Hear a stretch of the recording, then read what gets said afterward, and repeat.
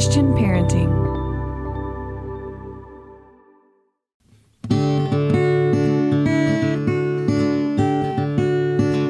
Aloha, friends. Welcome to the Monica Swanson podcast, powered by Christian Parenting. I am Monica Swanson, mom to 4 boys, wife to Dr. Dave, podcast host, and author of Boy Mom and Raising Amazing. Here on the podcast, it is my goal to bring you practical advice and biblical wisdom for raising amazing kids and building strong families. You can always find show notes over at monicaswanson.com/podcast. I'm so glad you're here, and I hope you'll be encouraged.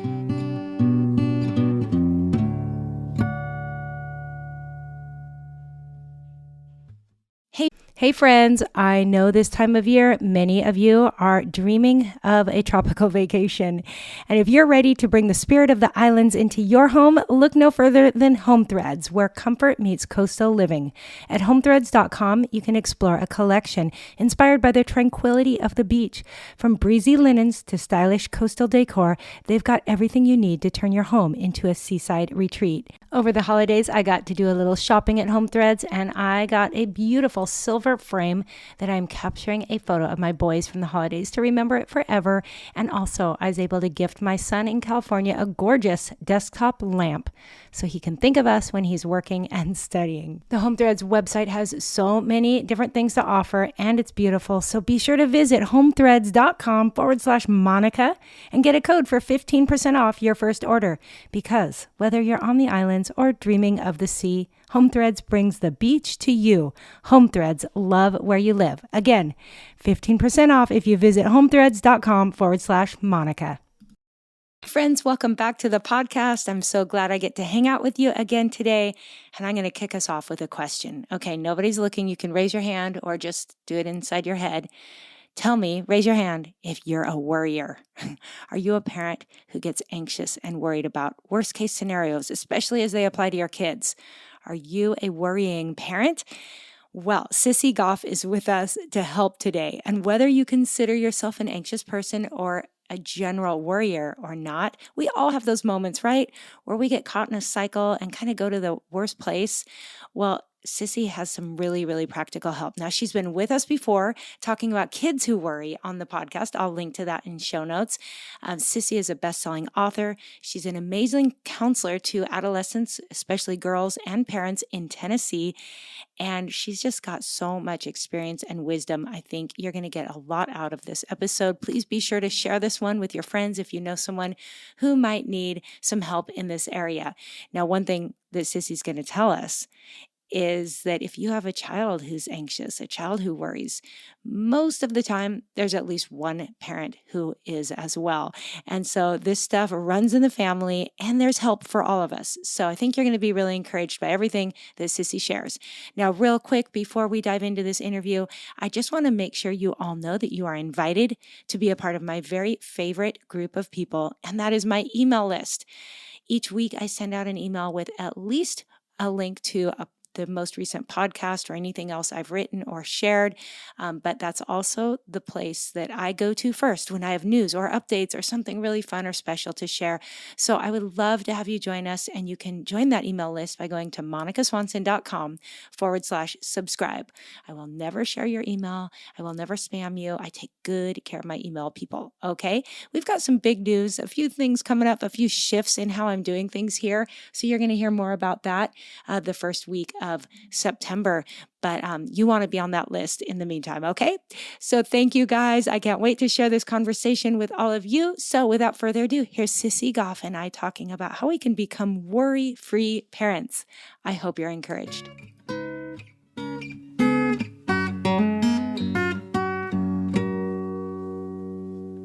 Hey, Sissy, welcome back to the podcast. Monica, I'm so honored you'd have me back. I'm so always glad to get to talk to you. Well, I love talking to you, and I just love everything that you're about and just appreciate you and your work so much. So I'm sure most people remember you, and I'm going to point to the other episodes you've been on with me, but if you can just give a quick introduction to who you are and where you are and all that. Yes, I am Sissy, as we just said, and I am in Nashville, Tennessee, where I have been counseling kids and families at a wonderful little place called Daystar Counseling Ministries for 30 years. I can't Mm, even believe I'm mm, on my 30th year. And out of that work that I feel very privileged to get to do, I get to write and speak mhm, and podcast myself and some mhm, things like that, just as you're doing. We just mhm. are in the trenches together trying to help parents, Yeah. help families as much as we can. So I Yes. love the work that God has called me to do and feel very blessed to get to do it. Well, I was in Tennessee for the first time last fall, and I wished I had one more day because I wanted to come visit. Tell us I about was where going you to work. say, I oh, know I I wish I was would have so gotten to close, see but you. Oh, it was Dave a and I quick. both. Yes, yes. Tell us about a Yes. little bit more about that. Yes. So I am in a practice because we work so much with kids. We want it to feel as warm and disarming as it possibly can. So we are actually in a little yellow house that's not so little anymore. We have, I Mm. think, 2,000 families coming right now, but Wow. a yellow house with a white picket fence. The offices look like living rooms. My dog goes to work with me every day. We Mm, actually have 13 human counselors and 5 canine counselors mm, on staff, which, kids are just afraid to go to counseling so much of the time. And sure. obviously to go be vulnerable with someone you've never Hmm. met. And so the Mm. dogs and the atmosphere, we have popcorn popping in the kitchen every afternoon. It just is is Okay, I a think is if a I were a easy entry kid, point. I would find a reason to need counseling to come get after school popcorn and curl up with a dog and talk. Like, I know. hello, who I doesn't want that? know.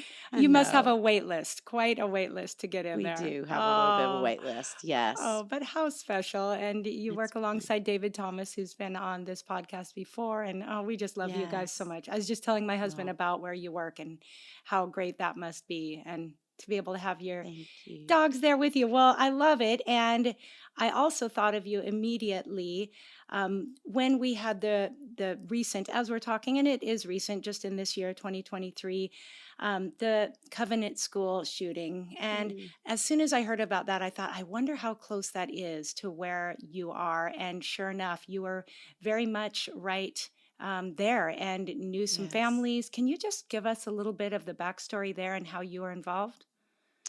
Yes, it is in my neighborhood Mm, and is a school that I have spoken at I don't know how many times over the years. mm, And Catherine Kuntz, who was the mhm, head of school, was a dear friend of mine. mm, David's as well was actually David's wife's boss for I think 8 years, mm. and so Wow. their family was really close to her. And she loved Daystar, and Mm, we have a lot of Covenant families at Daystar as well. And so yeah, I mean, like everybody, I heard that it was happening in real time. Somebody mm, texted me and said there's a shooter at Covenant, and mhm. I didn't even believe, I bet.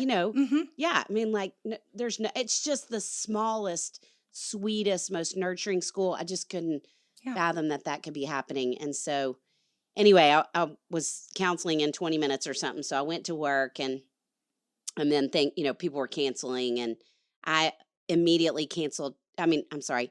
I immediately texted Catherine Kuntz to say, "We're here. What can we do? We will be over there in 2 seconds. Please let me know." Not having any idea that she was one of the victims, and so our staff pretty quickly started getting water together and grabbed one of the dogs, and we went to the reunification center. And so I spent the day there with Mm. parents and talking to them individually, and then just trying to help all of them on how do you talk to your Right. kids. Right. They were all saying, how do I tell my daughter that her best friend died today in a Mhm. school shooting? Mm-mm. They just No, aren't I gonna. I can't mean, imagine.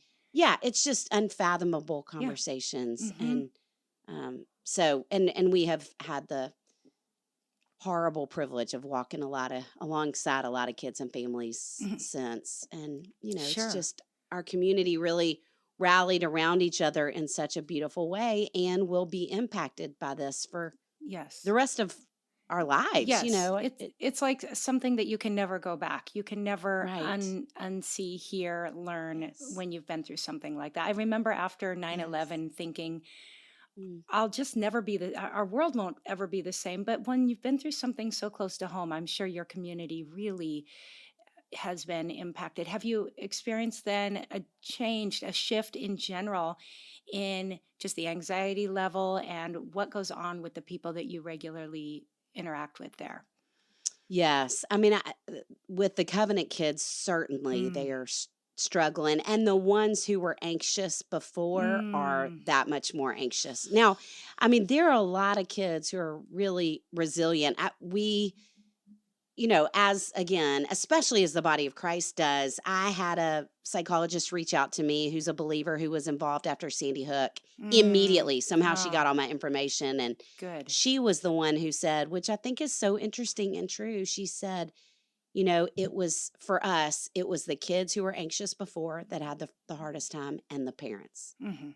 Mhm. And I would say the same has been true Mhm. here, Yeah. both at Covenant and just in Mhm. general, kids Yeah. being impacted in our Sure. community. Yes, I have a couple friends actually in Tennessee who are not real near Knoxville and other Mm. areas who had kids in other preschools and private Christian schools, and they're like, I'm trying to encourage my child to not be anxious, but if I'm honest, I'm struggling. Like, how do I fake like I'm not scared to send them? How do I keep going forward when I'm Exactly. terrified? But I have to Right. like, what a challenging position to be in, right? Yes, Yeah. exactly. We had that afternoon, one of the boys at Daystar who was coming for counseling, he said, I mean, his mom, I think, was just panicked and kept trying to Mm-hmm. check on him. And he finally said, Mom, this is just a part of our lives. Like it Mm, wasn't yours. I'm really okay. It mm. upset me, but Wow. I'm okay, which Wow. is tragic. I Yes, that hate it's that a that would part. even, Yep. yeah. Yeah.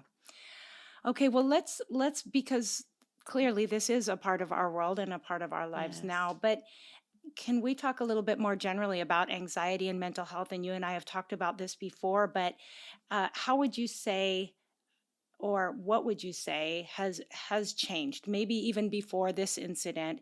What's going on in our world? How can we maybe wrap our minds around what's going on and maybe come to understand it for what it is? Mm. Well, anxiety is definitely on the rise. And Mm, you and I talked before about mm-hmm, it being on the rise in kids. mm-hmm, Now we are at 1 in 4 children, mm-hmm. 1 in 3 adolescents, which I think is up since you and I Ooh, talked. mm-hmm. And girls are twice as likely as boys to deal with it. Mm, But we're also talking about 1 in 3 adults, mm-hmm. with women twice as likely to deal with Mm, it. And mm. so Wow. it's on the rise everywhere, and it's not just an isolated issue among kids. It's certainly, I'm talking to more anxious parents than I've ever talked to before, Sure. even outside of the school shooting. Yes, yes, which is so great that you have a book that is very timely to all of this. So tell us a little bit Yeah. about your most recent book, which probably as this airs will just be coming out. It's called The Worry Free Parent. And I think that shift there from talking about kids to talking about their parents, tell us how the two relate.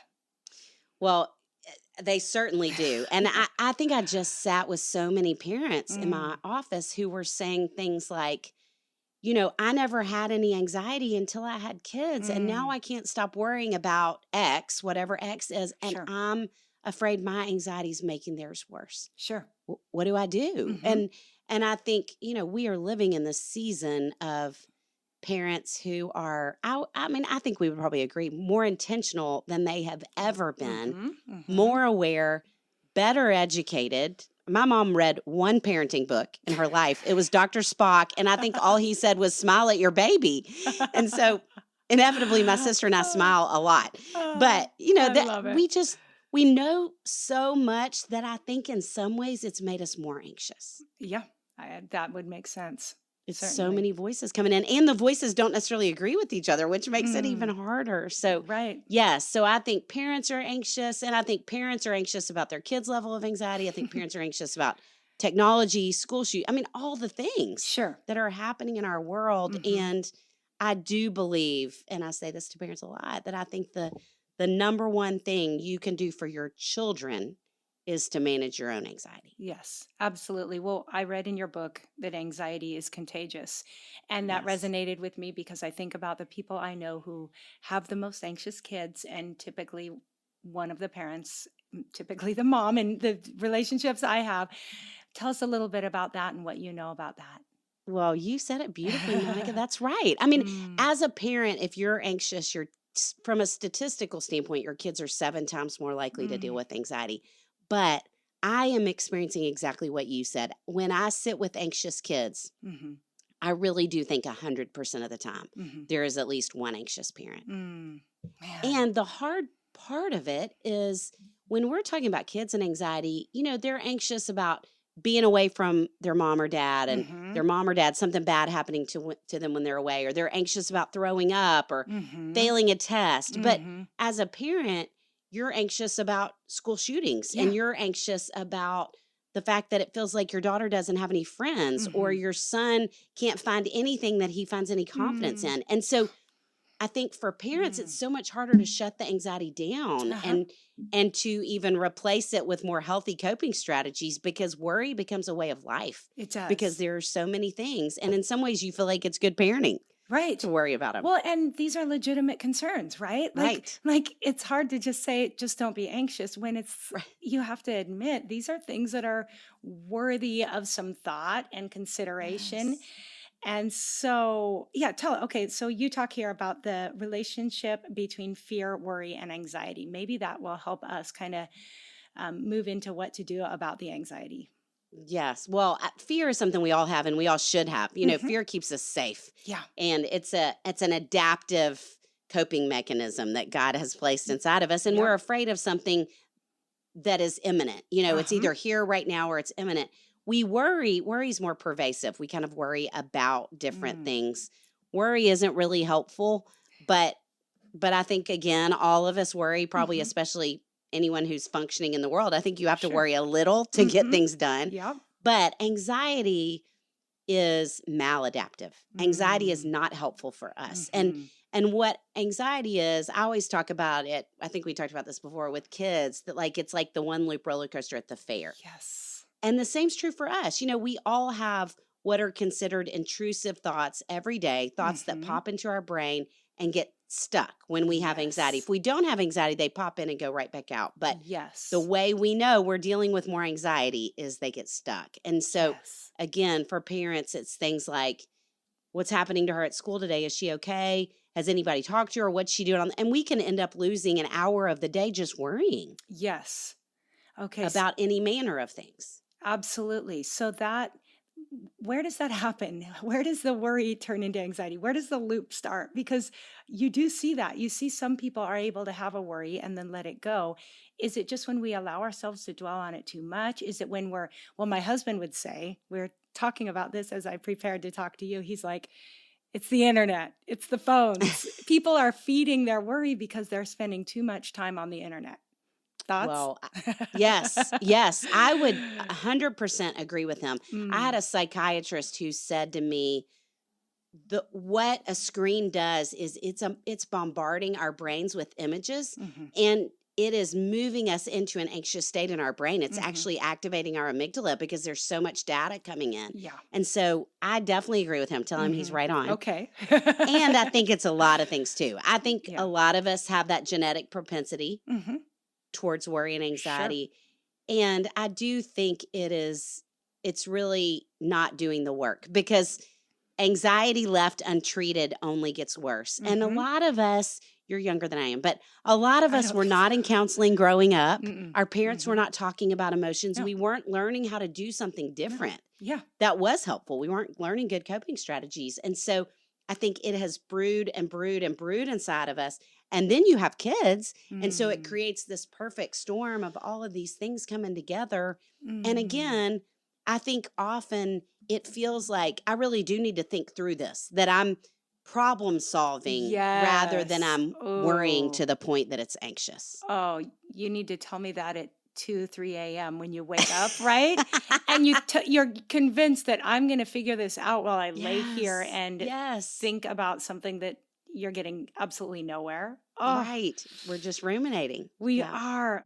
Hey friends, you've heard me talk about HelloFresh before, and I'm here to remind you of America's #1 meal kit. HelloFresh offers farm fresh, pre-portioned ingredients and seasonal recipes delivered right to your doorstep.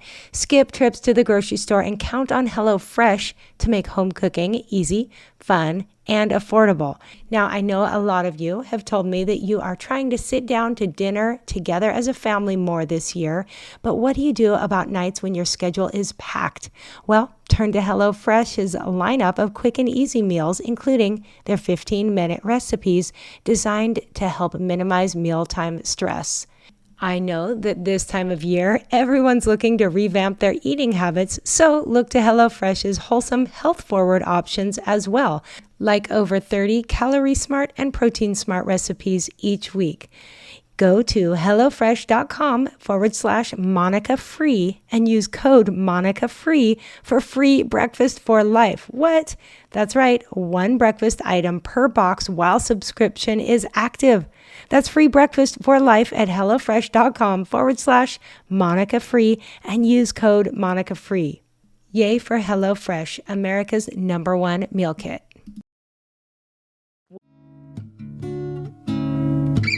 Hey friends, I hope you're enjoying this episode. I want to pause here real quick to make sure you know about an online math curriculum that I have been learning all about. CTC Math is an amazing homeschool curriculum, but also useful for extra math practice, kind of like a tutor at home if your kids go to school. Now, I learned about CTC Math through Dorinda Wilson, who we all know is the expert homeschool mom to 8. And I've been checking it out, and I'm so impressed with their video tutorials and summaries, which are clear, complete, and so easy to follow. A whole lot of families who have tried other math curriculums are delighted with how simple and straightforward CTC Math is. The other cool thing is they offer a 12-month money-back guarantee, no questions asked. So that is good reason in itself to check it out. They have been just winning over a lot of families to this math curriculum. So go over to ctcmath.com, check it out, start your free trial. Let me know what you think once you check it out. I think you're going to love it. ctcmath.com. And now we'll get back to the show. What are the most common coping mechanisms parents or anyone who worries uses, and why are they not effective? Well, I think that's part of it. I think ruminating, just staying stuck Yes. on the anxiety and thinking through and thinking through and thinking through. I always think there is, obviously, I feel like it's important to talk about our feelings, but there is this really fine line where we go from thinking about it to all of a sudden the helicopter is going down and the blades are just whoop, whoop, whoop, all the way down. Yes. And so I think that is a part of it, that we allow ourselves, we entertain the thoughts longer than we need to, rather than replacing them with positive coping strategies that we can talk about too. Yes. But I think that would be one thing. And I think another coping strategy is I'm most worried about my child having to do hard things or something bad happening to them. And so I'm just going to ensure that it doesn't. Ooh, yep, definitely. And so I'm going to rescue them.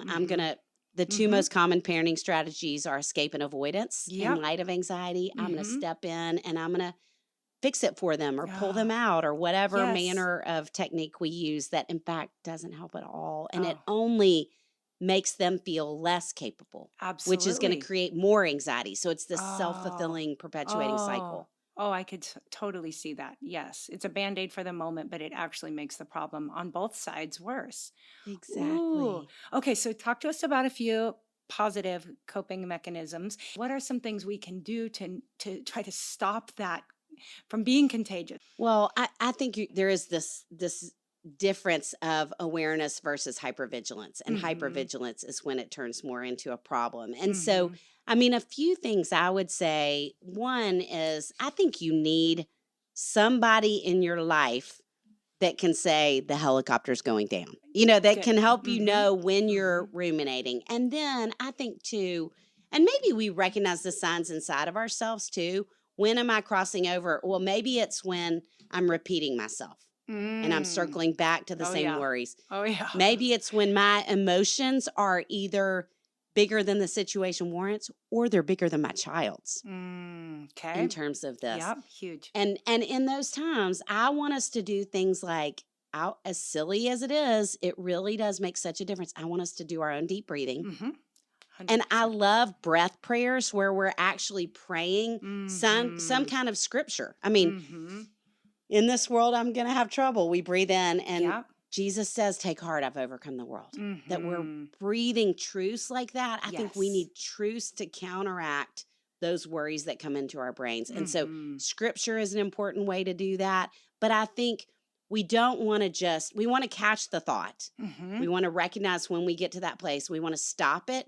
But then we've got to replace that thought with truth. Yes. And often I'm sitting here looking at art in my office. But Yeah. one of the things that we do is we try to reframe the thought. So, things like, as we said, parents feel in 2023, I think parents are not only more anxious, but they feel more like failures than I've ever seen them before.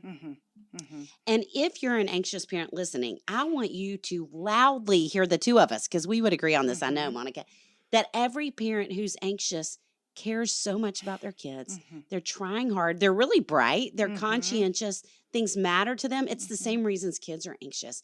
And so if you start to get tripped up in your anxiety, rather than thinking, darn it, I'm doing it again, I cannot even believe I'm going down this rabbit hole, I want you to think, Sissy and Monica said, this is because I'm a really good parent, and I love my kids, and they matter to me. And of course I'm going to get tripped up in that sometimes. Because I think when we can be more gentle with ourselves, I think it creates less anxiety rather than we're so mad and critical of ourselves, and it just makes us more anxious. Absolutely. So putting a different frame around the thought like that can make a huge difference too. Oh, that's so good. Well, this book is packed with practical help. I mean, I highly recommend it, whether you think you're anxious or not. I think most of us have those worrying moments. Some of us, usually it's middle of the night. Others live with it all the time. But I want to just wrap up here as we get to the end by turning to a chapter in the back of the book, chapter 12, which is called Trust God. I think sometimes we're dealing with anxiety and we're talking about really practical things, but then there's a spiritual. But really, God is in everything, right? You've already mentioned using scripture. I'm going to just read a little part of your chapter where you talk about something you saw on the internet. And you saw it on social media, I guess it was. And you didn't name the source, and that's fine. But it was somebody said, I relinquish my outcomes and trust that all things are working out and trust that all things are working out in my favor. And you said, that's not the kind of trust we're talking about in this chapter, which I appreciated, because the reality is sometimes things aren't going to work out, like you say, in the short term in our favor. And I often, quote Romans 8:28 to my boys, that God promises to work all things out for our good and his glory, but our good doesn't always feel like our good in that moment. And so I think it's so important, as this world gives us all these crazy messages, it can confuse us as we're trying to deal with real world anxiety. But trusting God in the midst of it and his goodness. And so you share 5 byproducts of learning to trust God. And I thought these were really good for anyone dealing with anxiety, but also just for those of us just living in the world today. And so I don't think we have time to go deep into them, but can you just walk through these, and then hopefully people can dive into the book and find more there? Yes. So starts with from context to context. And research says anxiety is always looking for context. So it's looking for 100%. something to attach to. And the emotion we're told to not experience the most is fear. And every time we're told to fear not, there's context. And the context is never about us, it's about God and who he is and how he loves us. So context to context. Grabbiness. I get really grabby when I'm anxious and controlling. I don't know about anybody else. Oh, 100%. And grabbiness to gratitude. And gratitude requires us to open our hands and to be grateful for the things he's given us. From fear, which we are all living in the midst of, to reminders of his faithfulness, which is actually a cognitive behavioral therapy tool that we look for evidence. And when we see the good he's done, that's what's going to be on our minds. That's going to have more weight for us. From worry to wonder, when we can have a sense of wonder, it can ground us to the present moment, because worry exists in the present. From pressure, because we feel pressure too much today, to promise, to anchoring to God's promises. And then from trouble, like John 16:33, in this world we're going to have trouble, circling back around to trust. And I think after I wrote this book was when the Covenant shooting happened. And Monica, I think that probably the most powerful picture I have of that is, because I was at the Reunification Center and have been doing this for a while, I ended up doing some different news coverage conversations. And I ended up on CNN they asked me to come down the next morning to do this live segment on CNN. wow. And I was a nervous wreck. I was a total wreck. Live CNN. And I had been at that center for probably 4 hours. I'd counseled 3 hours after that. I'd been on interviews for probably 3 hours after that. So I was exhausted. Exhausted. And I wasn't paying attention. And because it's my neighborhood, I thought I knew where I was going. And I thought I was going to kind of a trailer that was going to be like a studio set up in there. Well, I didn't realize it was outside. I didn't take a coat. It was really cold this morning in March. And so I go down and I find the producer and I walk around, and it's not even an interview. I'm talking directly to the camera, and they're interviewing me from New York with a thing. And I mean, I was such a wreck. I And bet.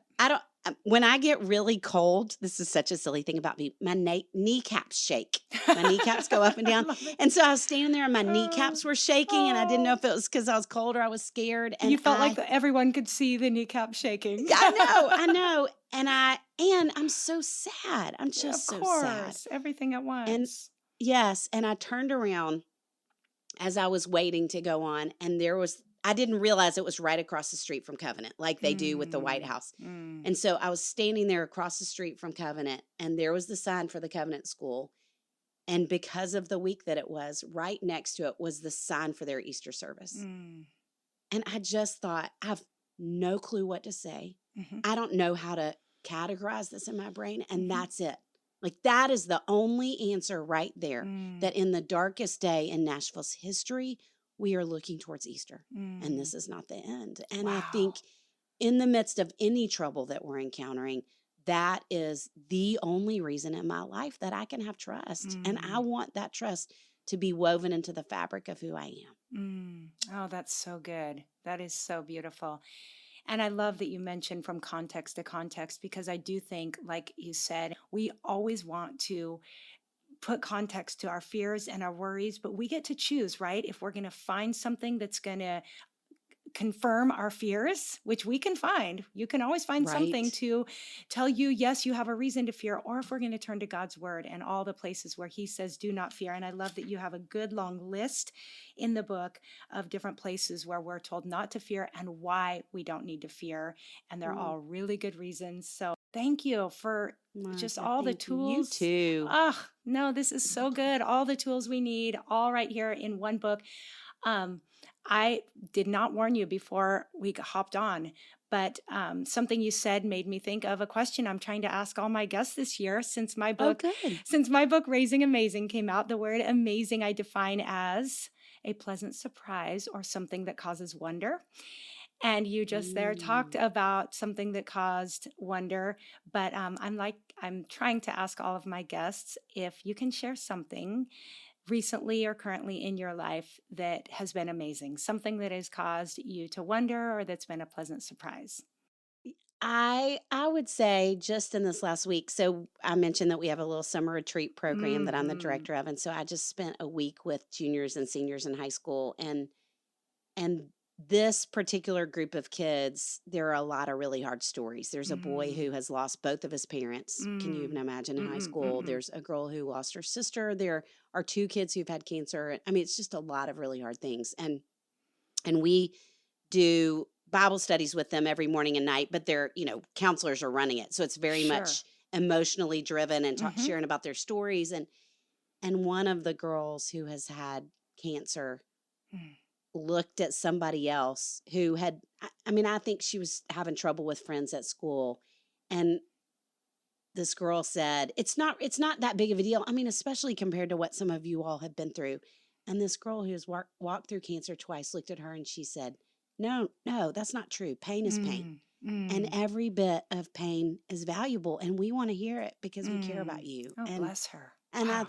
I know Of that all people just to felt say like, exactly. I mean, Yeah. what a powerful message coming from her. And so that was just a moment of some wonder at the resilience and amazing parts of who kids are. Absolutely. Oh, and you're making such a difference in those kids. So, Thank you. well, if people want to hop on and just find you and follow you right now, where's the best place they can go? raisingboysandgirls.com is where Mhm. all things are, from books to podcasts to all the things. And then I am, as is David Thomas, we're very active on social media trying to help as much as possible. Mhm. I am at Sissy Goff, and then he and I kind of alternate on Raising Boys and Girls, talking about boys and girls. Such a great team there. Well, thank you, Sissy, Yeah. so much for your time. Excited Thank about this you. book. Hope everybody gets to read it, and just appreciate you. Well, appreciate you. It's so great to see you. Thank you so much. God bless. Aloha. All right, guys, I hope you were encouraged by that conversation, and you will find links to Sissy Goff, her social media, and her new book, The Worry-Free Parent, Living in Confidence So Your Kids Can Too, in show notes. And you can find today's show notes at monicaswanson.com/Sissy-Goff. All right, Sissy-Goff, Goff.